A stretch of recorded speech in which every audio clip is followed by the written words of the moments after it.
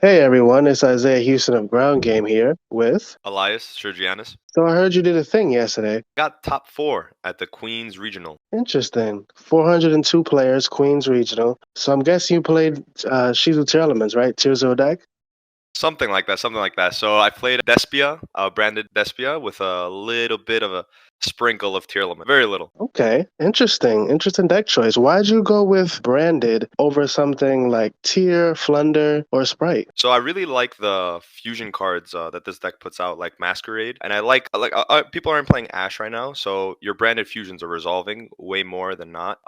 You're also able to play Super Poly, which I think is pretty cool, and I just really like the ability to play the Bystials in like their own deck rather than just like throwing them into some other random deck. So you like the synergy with the Branded cards. Exactly. I know that there's some really cool plays with Branded Retribution and Sonir. I know we've had this format for a while. I don't know if it's getting kind of stale. Like, did you see a lot of tier elements? Like, how many So did you play? Did you see a lot of mix? So this is the thing. So in 9 rounds, I had seven Shizu Tearlament matchups, seven in a row actually, and then I played against Rika, and then my last round was against I forgot what it's called, but it's the Naturia with the Shizu cards and that stuff. So, what was your record against tier? I'm guessing you beat all of them, right? I lost to one Tearlament player, which was no contest. Like he won the dice roll, I sat down and I got right back up. There was no contest. But Yeah. yeah, it was yeah. So basically, I beat six of them in a row. Yep. That's pretty clean, man. So, that was your only loss was that, I guess, that one tier, right? Yeah, the one tier and then the draw, unfortunately, because of the time rules to the Runic Naturia deck. But that deck grinds forever. It's such a slow match. Yeah, Runix can be a bit grindy if you can't like win in the early game. Hmm. So you went 7-1-1, right? 7-1. Okay. Yep. Pretty impressive. Pretty impressive. Did you Thank have like a style to play? Like, Oh, when you oh yeah. had a Oh, memorable match, when you huddle around in between rounds with the guy and you're just talking about like, yeah, I lost, man. I lost to like Rika or something like that. Or I beat this guy, like he misplayed or something. You got one of those plays for us? yeah. So I think it was round six. My last the last tournament player that I played. Oh no, whatever. It was round six though, and he had the full like PC white sleeves with a nice cloth mat, like Spellground, and the pink deck box. He was ready. Like the guy, he knew what he was doing. He had the nice field center, and I won that ice roll, and I drew tragedy right, and like nothing else, like no starter. So I set tragedy face down, and I set super poly, and I think I set some other like bluffs. Like I had nothing really that I could do, and I passed. And he goes and he just starts like revealing Sheeran. I knew he was playing a Shizu tier, and I don't know how. I really don't remember like exactly how it went down, but I won that game, and it was just crazy. I think Super Poly with the set tragedy really got me there, which is shocking against going second against the Shizu tier when they have six cards in their hand. Yeah, I think thing about Super Bowl and the tier matchup is like when you don't know it's coming, it's really scary. Because if you kind of like blow through your names, then you really don't have a good defense Exactly.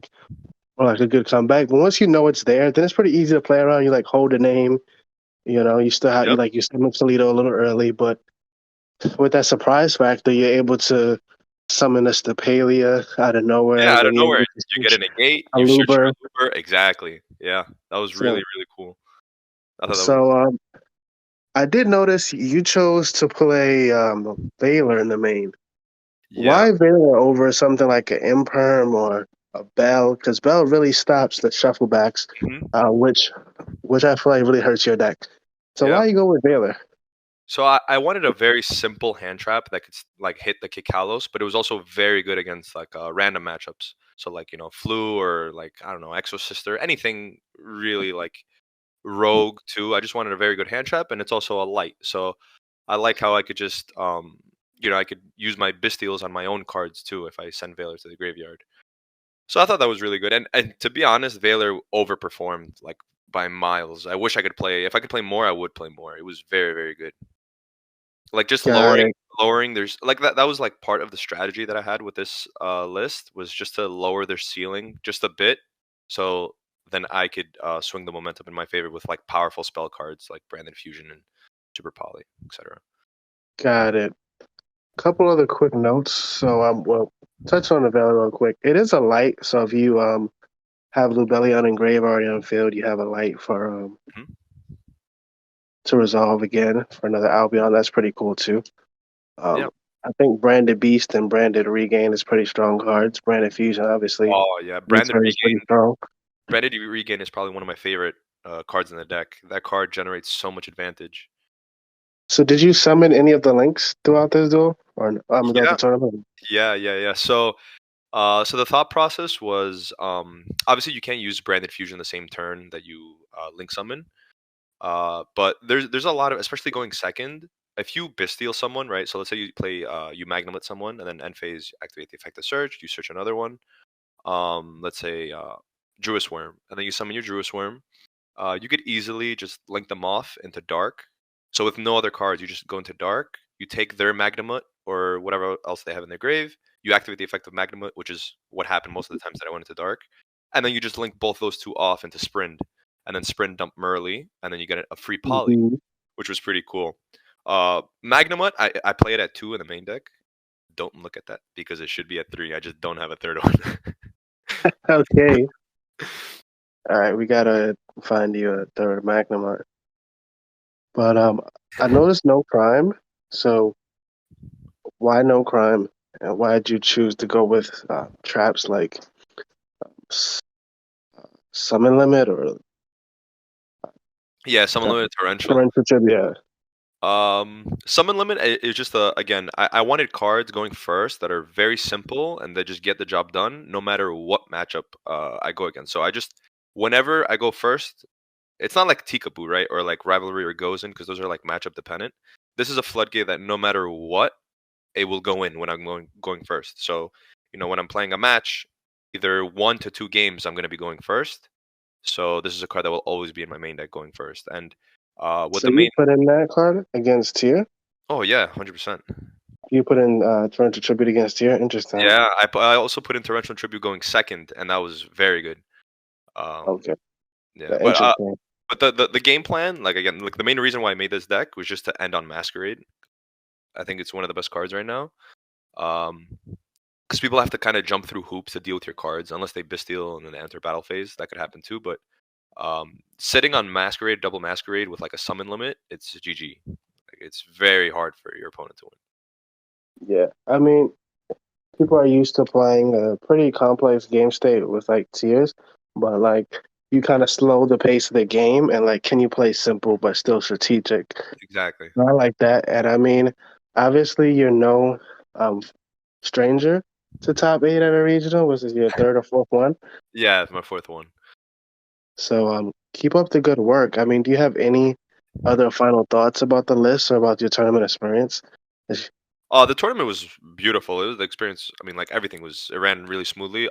With my list though, I'm definitely like I made this really last second. Obviously, you kind of tell, but like I there's a lot of stuff that I would change moving forward with like the tier names and stuff, and like some of the spell cards. Like Branded in Red, for example. I think in 9 rounds the card didn't resolve once, which is crazy. Like a card that you always try to set, you're just never gonna resolve. Like it's so hard for this card to resolve. Theater also was pretty good, but you have to open it with a tier name. Like if you open a Luber and a tier name, then you would search theater to get double masquerades. But I think that could be cut. Like obviously the Bystials, the ratios need to be changed a little bit, but um, it worked out. I think variance had a lot to do with it. Plus, my list was consistent. To be honest, it wasn't like necessarily bad. And also siding, I was playing very simple, like just putting in hand traps, trying to lower their ceiling. But yeah, definitely some things that I would definitely like change from the list. No, that makes sense. That makes sense. But definitely, thanks, for sharing this with us. I Yeah, no like this problem. Of deck course. a lot. It's something that I was testing a little bit myself. I was testing a more 60 card variant, also a Mhm. 40 card variant. Yeah, you have a bigger ceiling. Yeah, yeah. Very cool. But definitely, and if you liked content similar to this, or check out some of the other content on the channel, like and subscribe. There's a lot more content coming up. We're going to do a few interesting things. We're going to have the next installment of the Minecraft series. I'm going to be doing a few perfect game series, basically getting a bit in depth into preparing for some of these larger tournaments, as well as preparing for new sets. I feel like new sets are always the hardest to kind of do well for like beginning players because they really kind of need like a really defined meta. But I don't think you always need to um, have that. You just need to put in the work. And I'm also doing a how to play cast tier one-on-one type of thing. I So need that'd that. be interesting to check out. Yeah. I'm looking forward to that. Um, yep. Stand your ground. Stand your ground.